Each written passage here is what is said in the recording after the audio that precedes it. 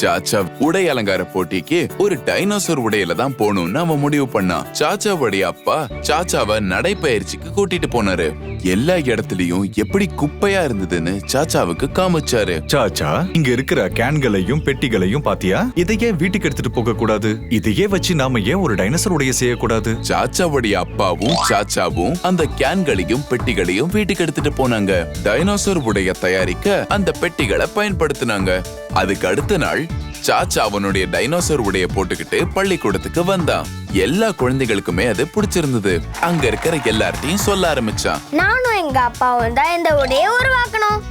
அதுவும் கேனையும் பெட்டிகளையும் வச்சு மறுசுழற்சி பண்ற பொருட்களையும் பயன்படுத்தணும். அப்பதான் எதுவும் வீணாகாது, அப்புறம் இயற்கைக்கு சேதம் வராது. அங்க இருக்கிற எல்லா குழந்தைகளும் சாச்சாவும் அவனுடைய அப்பாவும் எப்படி டைனோசர் உடைய உருவாக்குனாங்கன்னு கேட்டு ரொம்ப சந்தோஷப்பட்டாங்க.